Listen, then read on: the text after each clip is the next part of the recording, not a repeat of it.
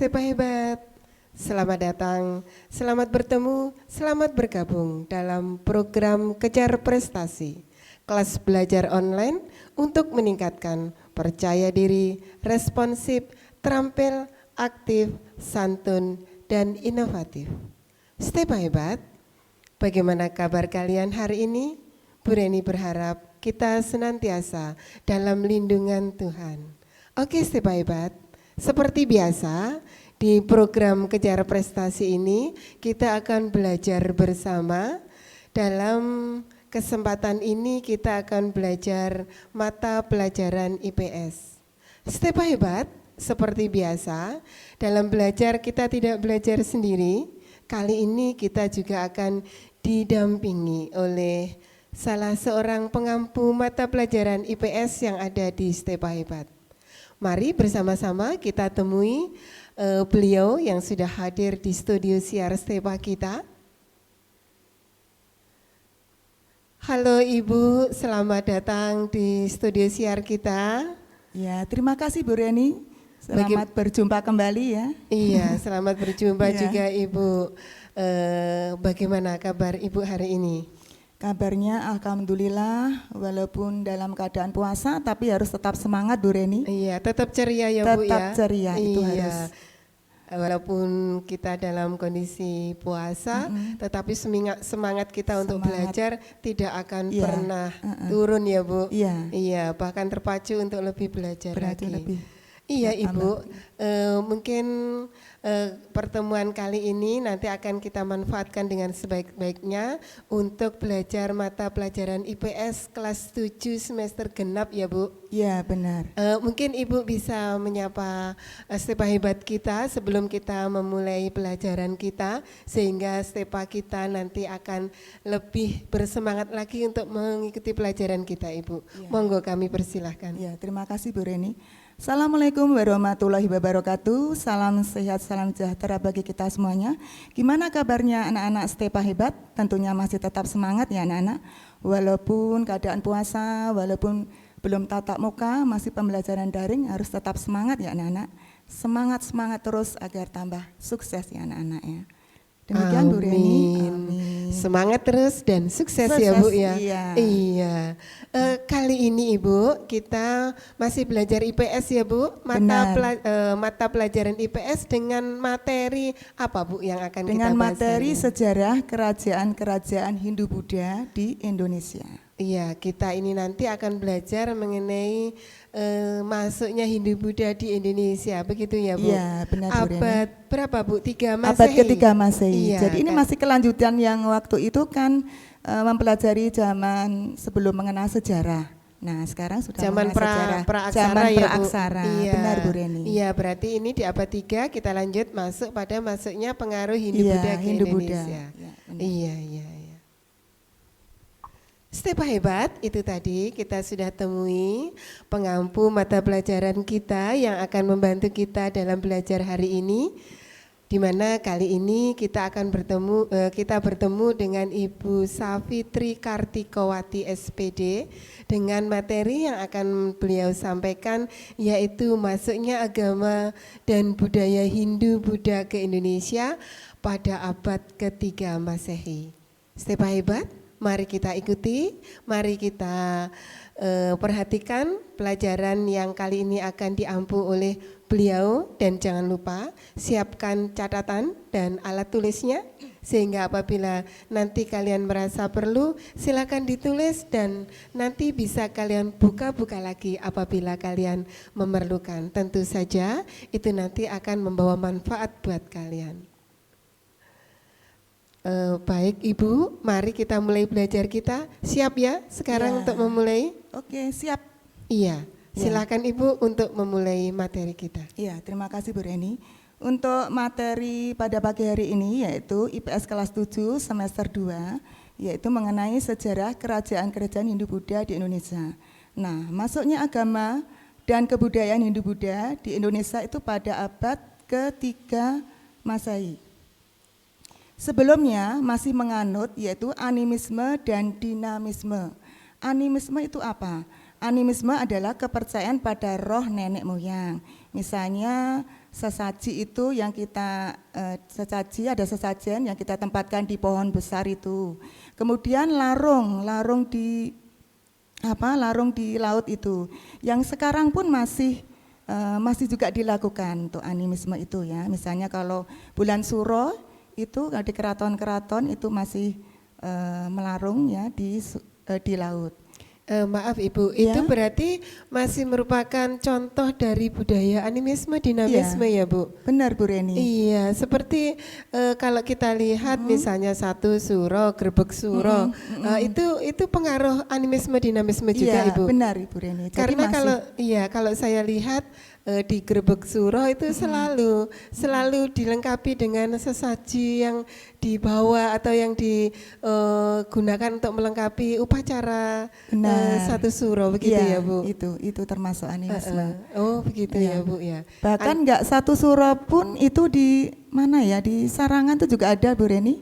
Di bawah pohon kadang saya menemui itu ada sesaji di bawah pohon itu juga masih ada. Oh masih sekarang ini masih banyak kita jumpai ya Bu. Benar Bu Reni. Iya, jadi mungkin itu adalah contoh animisme dinamisme walaupun kita sudah memeluk ajaran agama dengan benar. keanekaragaman agama yang ada di Indonesia, namun budaya animisme dinamisme yang merupakan budaya leluhur kita itu masih dianut ya Bu. Benar Bu Reni. Walaupun tidak sekental dulu ya Bu. Iya, sekarang pun masih ya. Iya, merupakan jadi kalau tradisi. sekarang mungkin agamisnya, religiusnya itu lebih kentara, tetapi unsur animisme dinamismenya masih ada. Masih benar Bu Iya. Reni. Ya. Iya, monggo dilanjut Ya. Ibu. Kemudian untuk dinamisme adalah kepercayaan segala sesuatu yang memiliki kekuatan gaib. Contohnya keris kuno. Kemudian ada pedang kuno, ada tombak kuno yang dianggap itu memiliki kekuatan gaib. Itu kalau di keraton juga masih Bu Reni. Yang kadang ya satu suro kadang itu keluarga keraton itu berkeliling ya, mengelilingi keraton itu juga membawa itu senjatanya juga dikeluarin itu. Begitu ya Bu. Iya. Kalau tidak salah itu Ibu setelah diarak itu kemudian dijamasi begitu kan? Benar, Bu Iya. Reni, itu. Itu berarti masih dinamisme ya Bu Masih ya. dinamisme. Ternyata unsur animisme dinamisme itu masih tetap Masih ada ada. sampai sekarang. Iya. Nggih, monggo Bu. Iya. Kemudian penyebaran agama Hindu-Buddha itu berkaitan erat dengan hubungan dagang Cina dan India. Nah, untuk masuknya agama Hindu-Buddha itu ada beberapa teori. Yaitu yang pertama, teori Brahmana menurut J.C. Van Leer itu artinya yaitu pengaruh Hindu-Buddha kaum Brahmana datang ke Indonesia. Jadi kaum Brahmana, para Brahmana datang ke Indonesia, selain berkunjung di Indonesia juga menyebarkan agama Hindu-Buddha. Kemudian ada teori kesatria, itu menurut FDK Bos. Nah itu gambarnya sudah ada FDK Bos di situ, yaitu pengaruh Hindu-Buddha, penyebarannya dilakukan oleh para kesatria atau para prajurit dari misalnya dari India yang datang di Indonesia. Ya itu selain itu dia juga menyebarkan agama Hindu-Buddha. Kemudian ada teori Vaisya menurut N.J. Krom. Di situ mengatakan pengaruh Hindu-Buddha juga disebarkan oleh para pedagang. Jadi sambil berdagang, biasanya kalau berdagang kan ada pedagang baju, mungkin pedagang itu karpet ya, yang terkenal India itu. Jadi sambil menyelam minum air, jadi sambil berdagang juga menyebarkan agama.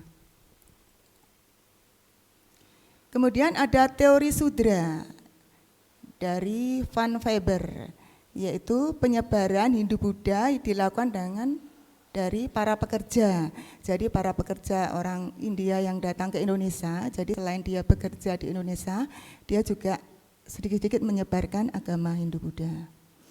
Selain itu ada teori arus balik. Kalau teori arus balik itu artinya orang Nusantara atau Indonesia belajar agama di India. Tapi setelah mencapai ilmu, tambahan ilmu pengetahuan tentang agama Hindu-Buddha, tambah ilmu yang mumpuni, kemudian datang di Nusantara untuk menyebarkan agama. Maaf Ibu, saya ini nyelo lagi di sini. Iya, enggak apa-apa Bu Reni. Iya. Iya, enggak apa-apa Bu Reni. Iya, Iya, silakan. Kalau saya amati tadi teori masuknya Hindu-Buddha ke Indonesia tidak hanya dari satu teori saja, Iya. ternyata masih banyak Masih teori banyak, ya. yang lain. Jadi kalau saya lihat tadi ada teori Brahmana, Brahmana, Kesatria, Waisa atau pedagang, Iya. kemudian Sudra, kemudian satu lagi arus arus balik. balik.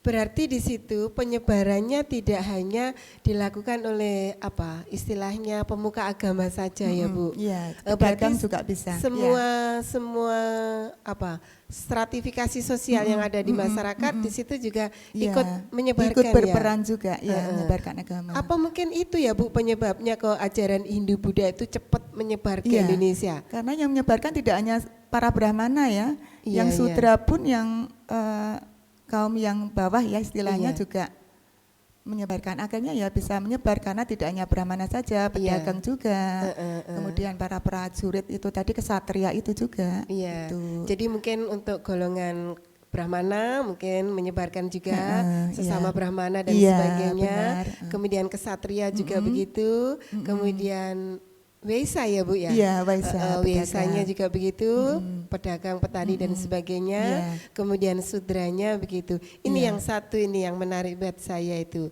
Iya.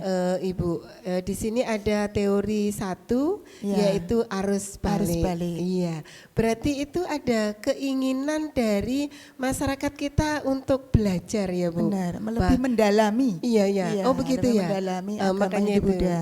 Berarti dari yang sudah diterima atau yang sudah masuk ke Indonesia, kemudian segolongan orang itu berusaha untuk mendalami lebih Mendalami jauh. agama lebih Berarti jauh. dia emang benar-benar belajar untuk agama Hindu Buddha begitu ya Bu. Benar, iya benar Bu Reni. Wah ini harusnya menginspirasi anak-anak kita ya Bu. Kalau Iya. waktu itu aja abad 3 Masehi kurang lebih ya Bu. Iya, Berarti benar, kalau masuknya abad itu mungkin menyebarnya ya kisaran abad itu kan begitu ya. Iya. Orang-orang atau masyarakat kita sudah punya semangat untuk belajar. Berarti setiap hebat kita Itu hari ini harus, juga harus lebih. masa kalah, iya kan? Iya. Jadi harus lebih belajar harus lagi, lebih tidak mau semangat kalah ya Bu. belajarnya, Itu Benar, yang Bu menarik Reni. buat saya Iya. Ibu. Jadi pada abad itu aja masyarakat kita sudah peduli untuk belajar, berarti sekarang juga harus lebih belajar. Dia tunjukkan loh Stepa hebat, ya. Iya, Stepa hebat Hebat menjadi harus lebih hebat lebih hebat lagi, dan ya. menjadi sukses Ibu. Iya benar. Iya. Monggo dilanjut lagi Bu. Iya. Sekarang ini proses penyebaran agama Hindu Buddha itu ada dua peran, yaitu peran pasif itu masyarakat Nusantara mempelajari melalui bangsa Cina dan India yang datang di Indonesia. Yang tadi Bu Reni ya dari para Brahmana, para Sudra, Waisa tadi. Kemudian kalau yang berperan aktif itu, nah ini tadi lebih menarik juga pergi belajar ke India atau Cina. Nah setelah kembali kemudian menyebarkan agama. Jadi belajar di sana. Iya. Belajar di sana. Berarti Lebih yang mumpuni pasif istilahnya pasif itu berarti didatangi oleh didatangi. Iya, Iya oleh benar Bu Reni. yang tadi yang kita pelajari tadi mulai dari Brahmana, Brahmana, Ksatria, Waisa, Sudra. Jadi masyarakat kita pasif menunggu ya, Iya. didatangi oleh beliau untuk menyebarkan itu. Benar. Yang aktif yang tadi ya Bu ya. benar. Oh, nggih. Gitu. Ada yang mau disampaikan lagi Ibu untuk memperjelas? Untuk memperjelasnya itu tadi yang pasif itu kan kita hanya ya menunggu tadi didatangi dari para Brahmana, oh ya disebarkan, oh berarti tahu oh agama ini seperti ini. Akhirnya masuklah agama, masyarakat tersebut telah diterangkan dari para Brahmana tadi. Yang pasif kita kan hanya mendengarkan saja, ya mendengarkan Iya. tentang ilmu tentang agamanya. Terus itu belajarnya tidak dekat ya Bu. Kalau kita lihat di PowerPoint tadi belajarnya ke India dan ke Cina ya Bu. Itu ya jauh Iya, sekali Bu Reni. berarti- Ya karena ada semangat tadi Bu Reni. Iya, berarti Semangat jauhnya ingin lebih tempat mendalami. tidak mengendorkan semangat ya Bu. Iya betul. Iya, iya. Berarti kita walaupun dalam masa pandemi juga tidak dalam mengendorkan pandemi, semangat kita iya, untuk tetap belajar. Seharusnya kalau untuk anak-anak misalnya ada tugas langsung dikerjakan, berlomba-lomba biar apa ya, biar nilai saya gimana ya, jadi biar apa tuh tambah ingin tahu seperti sampai di mana Iya. Sehingga nanti kalau pengetahuan kita. Gitu. iya, sehingga nanti tidak akan membebani mereka sendiri ya Bu, Benar. tidak numpuk-numpuk dan sebagainya. Benar. Ada tugas segera dikerjakan, Dikerjakan, segera itu. selesai, ganti tugas yang lain. Iya. Oh, iya, iya. Gitu. Dilanjut Ibu. Oke. Nah, masuknya agama dan kebudayaan Hindu-Buddha ini menimbulkan munculnya kerajaan-kerajaan Hindu-Buddha di Nusantara. Yang pertama adalah untuk kerajaan Kutai, ini agama Hindu yang tertua. Ini berdiri pada abad 4 Masehi. Terletak di Kalimantan Timur, yaitu di Muara Kaman dekat Sungai Mahakam. Yang pertama didirikan oleh Kudungga. Nah, setelah Kudungga wafat, diteruskan oleh Aswawarman, putranya. Biasanya kalau dulu itu pergantian raja itu kalau putranya laki itu penerusnya Bu Reni. Nah, ini kebetulan Kudungga mempunyai anak putra, diteruskan Aswawarman. Iya. Setelah Aswawarman wafat, diteruskan putranya yang bernama Mulawarman. Dalam pemerintahan Mulawarman ini menjadi jaya ya, kerajaan Kutai ini. Mulawarman terkenal dengan baik, kemudian istilahnya itu apa Bu Rini? Lomo ya, lomo gitu ya. Jadi mengayomi masyarakatnya. Makanya di situ ada peninggalannya yaitu berupa prasasti yang bernama Prasasti Yupa. Prasasti Yupa ini dari batu, ini hurufnya huruf Palawa, bahasanya bahasa Sangsekerta.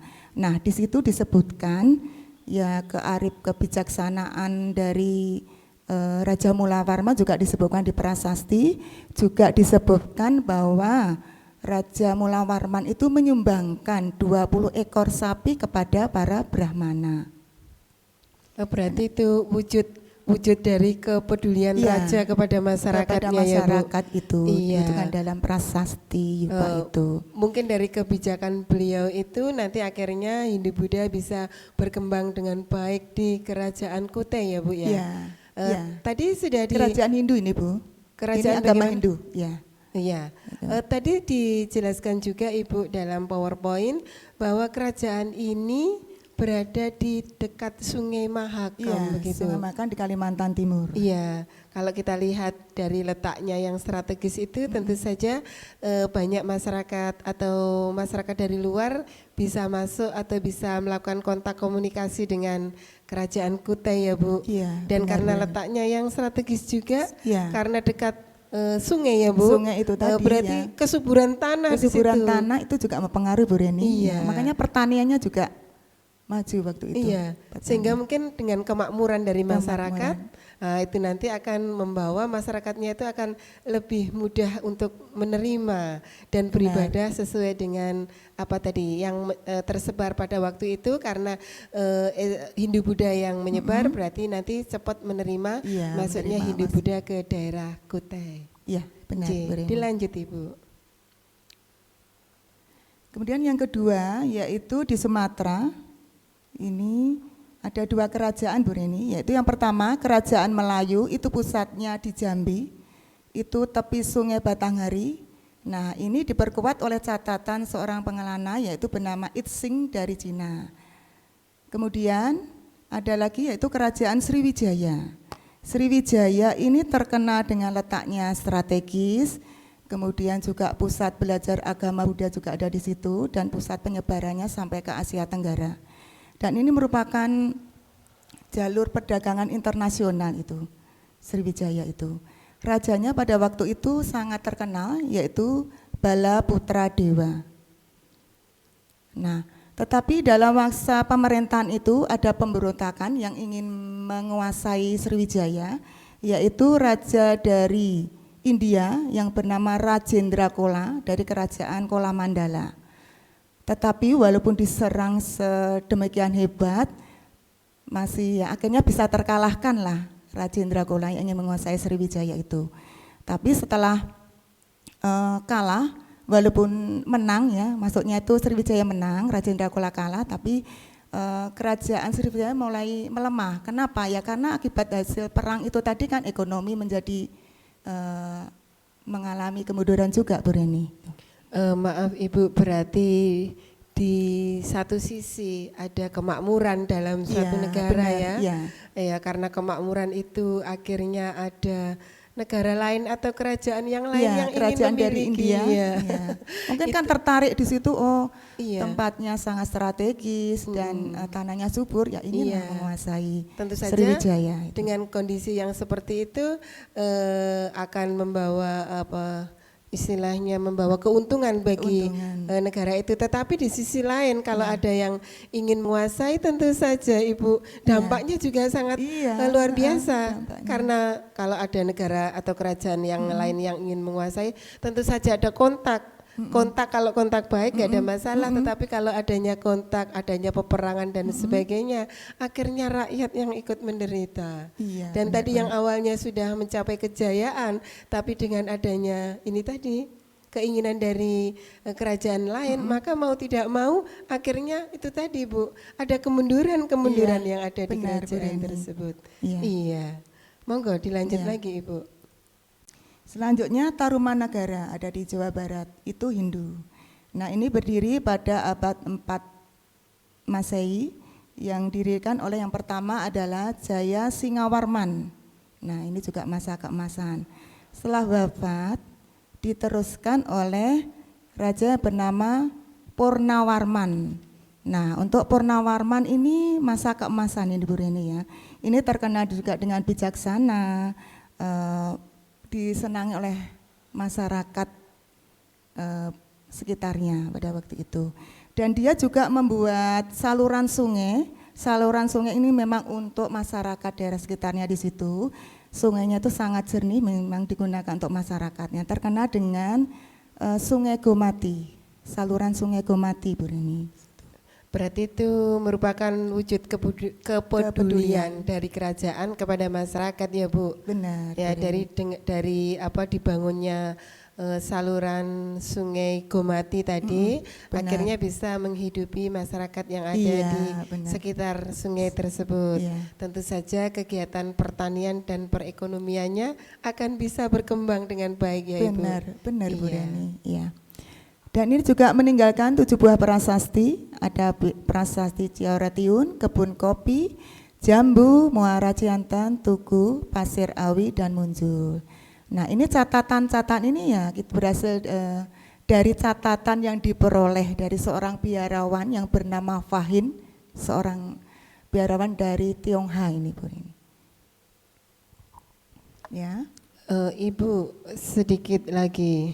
Ini tadi penjenengan ngendiko ada 7 prasasti. 7 prasasti. 7 prasasti ya Bu. Benar. Iya, berarti itu menunjukkan adanya peninggalan sejarah yang terjadi pada masa itu ya Bu. Benar. Iya, Pada seperti masa- halnya di Ciaruten, Iya, kebun kopi, kebun kopi.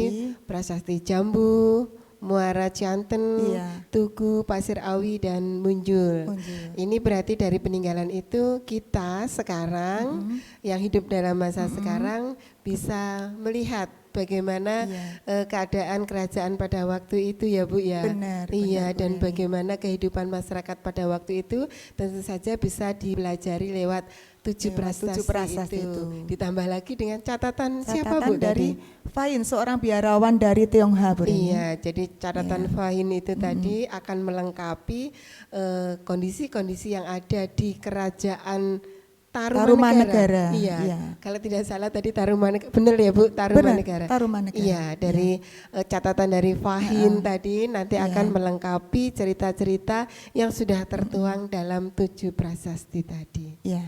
Monggo dilanjut Ibu. Ya.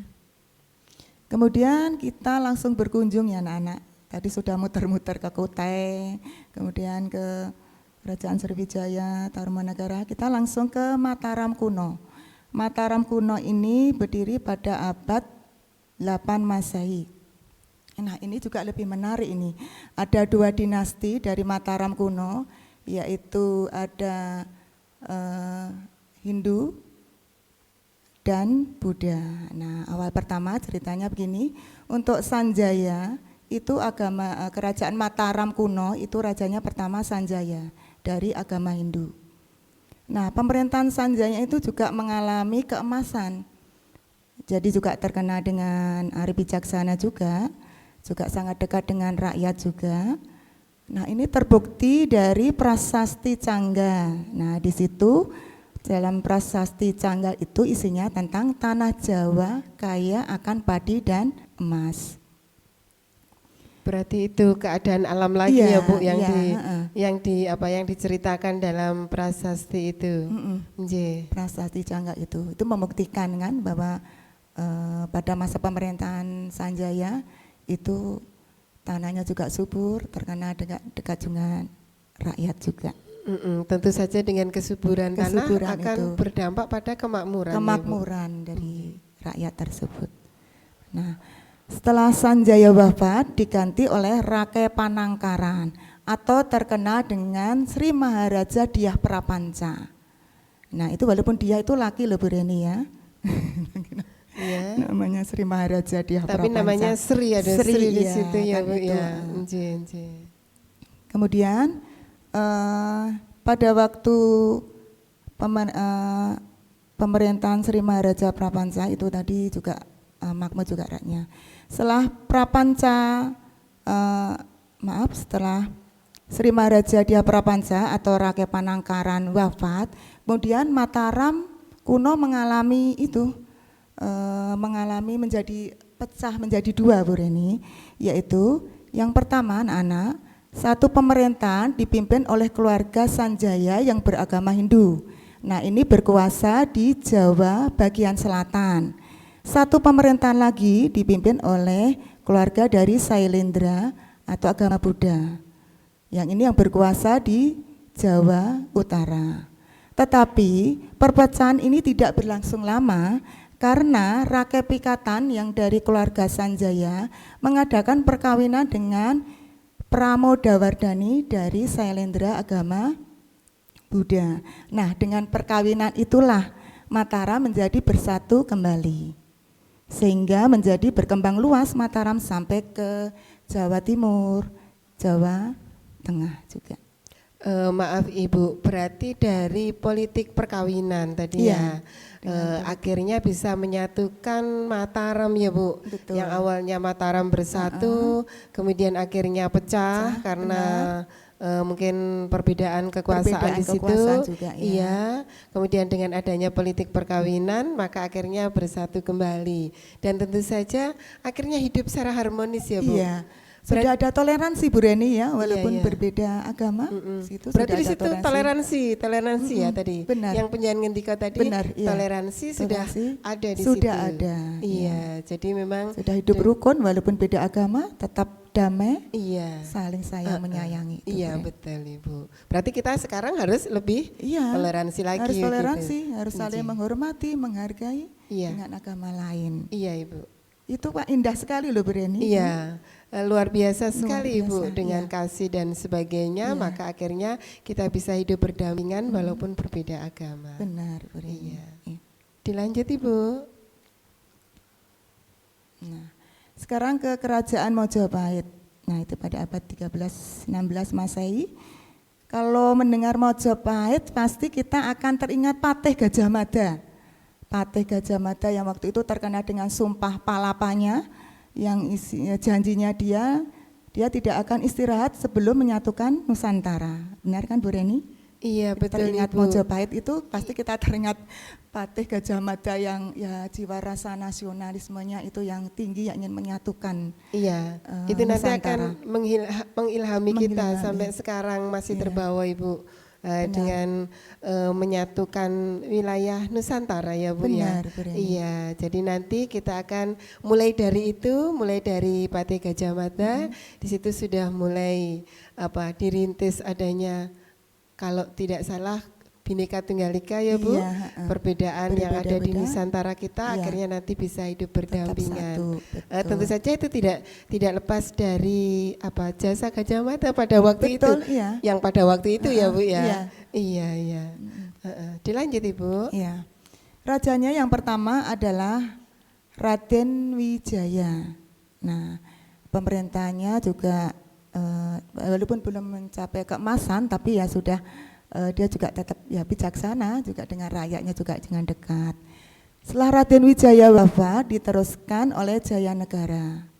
Nah, dalam masa pemerintahan Jayanegara ini terjadi konflik ya, yaitu ada pemberontakan. Yang memberontak adalah Rasemi dan Rakuti, ya mungkin karena dia ingin memberontak ingin karena mungkin ada rasa tidak keadilan atau gimana ya pada waktu itu, akhirnya dia ingin menjatuhkan Jayanegara. Tetapi dalam pemberontakan itu berhasil ditumpas oleh Gajah Mada. Pada waktu itu belum menjadi patih ya. Setelah itu, setelah berhasil memberantas dari pemberontakan Rakuti Rasemi, akhirnya Gajah Mada diangkat menjadi patih Gajah Mada. Dan ada sumpahnya, yaitu dia sumpah palapanya itu yang terkenal, yang isinya janjinya dia tidak akan istirahat atau berhenti sebelum menyatukan Nusantara.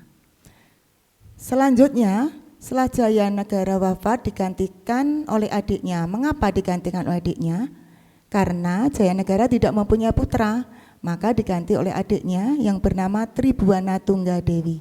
Ini seorang Perempuan ya Bu? Perempuan. Iya, berarti Perempuan. boleh ya Bu jadi raja perempuan? Boleh. Iya. Karena tidak punya putra ya akhirnya salah satu jalan ya adiknya.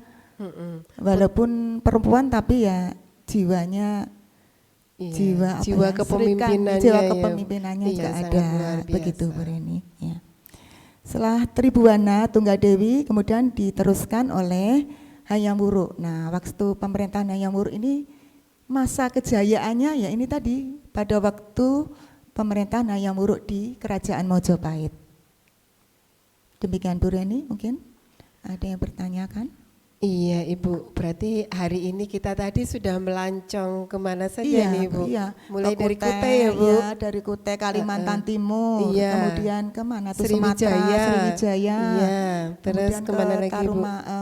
Tarumanegara. Iya, kemudian Terus ke langsung Mataram. Mataram kuno, Iya. Mojopahit. Waduh, kita Iya. tadi berkunjung kemana-mana Iya. kita ya, Bu Reni. Dengan ternyata dengan mempelajari masuknya Hindu Buddha, tadi kita juga sudah bisa melancong kemana-mana. Benar, Bu Reni. Dan tentu saja walaupun COVID kita sudah bisa melancong kemana-mana Ibu. Iya, nggak usah ke sana. Iya, tapi melancongnya lewat Melancong materi lewat pelajaran materi kita. ini sudah terwakili Injih, juga. sangat luar biasa sekali biasa. Ibu. Ternyata masuknya Hindu Buddha ke Indonesia sampai dengan berkembangnya kerajaan-kerajaan Hindu Buddha yang ada di Indonesia itu nanti akan mengilhami dari sejarah-sejarah berikutnya sampai sekarang ya Bu. Benar. Nanti jadi dari Hindu Buddha nanti disusul dengan materi yang lain. Lain nanti. Iya. Ditunggu nanti. Tapi ilham untuk menyatukan Nusantara dan juga toleransi beragama, keanekaragaman yang Benar, ada Bu Reni. di daerah kita tetap terbawa Ibu. Bahkan sampai sekarang pun untuk menjaga negara kesatuan NKRI pun juga masih tetap terbawa iya, Ibu. benar, Bu Reni. Iya, luar biasa sekali. Semoga itu nanti akan membawa semangat-semangat yang sudah ada dalam penyebaran atau masuknya ajaran agama Hindu Buddha. Benar. Itu nanti akan menambah semangat anak-anak kita untuk Iya. belajar. Ada pesan mungkin untuk anak-anak kita Ibu? Untuk anak-anak pesannya yaitu tadi ya. Jadi kita bisa melihat dari manfaat tadi dari pembelajaran pada pagi hari ini, ada toleransi, ada semangat ya. Kita bisa ambil dan pesan-pesannya anak-anak kalau ada tugas ya segera dikerjakan ya.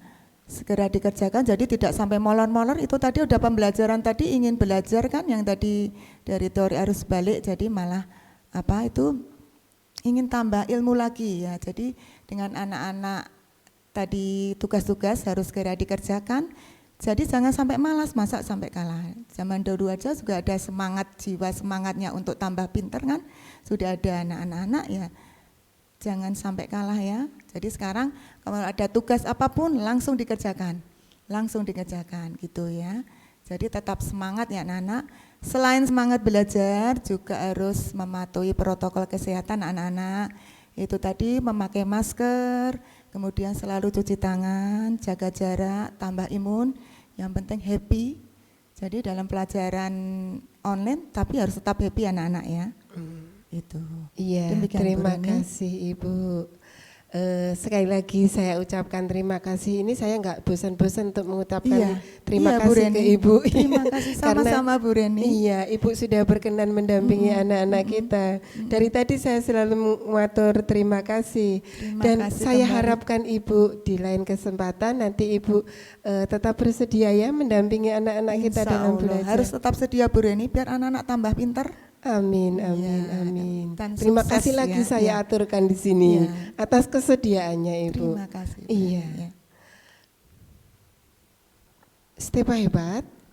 Itu tadi materi yang sudah kita pelajari, yang kita sudah didampingi oleh Ibu Safitri Kartikawati SPD. Beliau dengan senang hati telah mendampingi kita dalam belajar, telah membimbing kita dan belajar, dan beliau juga bersedia seandainya dalam kesempatan lain kita akan meminta beliau untuk mendampingi kita belajar lagi. Dan tadi Stepa hebat, beliau juga sudah berpesan kepada kalian, jangan pernah mundur semangatnya. Semangatnya harus tetap ada, baik itu dalam semangat untuk belajar, baik itu dalam semangat untuk menjaga protokol kesehatan, baik itu dalam semangat menjaga toleransi, baik itu toleransi beragama maupun yang lainnya. Nah, itu pesan dari beliau. Semoga pesan itu akan mengilhami kalian dalam menjalankan kehidupan sehari-hari. Stepa hebat. Tentu saja semangat itu yang kita butuhkan. Sehingga kita yang sudah hebat ini akan menjadi lebih hebat lagi. Oke, Stepa hebat, dalam kesempatan yang baik ini, dalam kesempatan yang sangat luar biasa ini, harapan saya belajar kalian tetap terus ada. Dan juga semangat untuk mengerjakan tugas-tugas baik dari PJJ-nya maupun tugas-tugas yang lain, dan juga aktivitas kalian dalam kehidupan sehari-hari tetap harus terjaga. Jangan kalian malas untuk melakukan aktivitas sehari-hari. Oke, Stepa hebat, kita akhiri perjumpaan kali ini dan belajar kita kali ini. Kita akan coba untuk mempelajari, kita akan bertemu lagi dalam kesempatan yang lain. Stepa hebat, dalam kejar prestasi kali ini, kelas belajar online untuk meningkatkan percaya diri, responsif, terampil, aktif, santun, dan inovatif. Kita tingkatkan semangat kita tingkatkan aktivitas kita, sehingga akan bermanfaat buat kita. Sampai ketemu di lain kesempatan. Nice to meet you.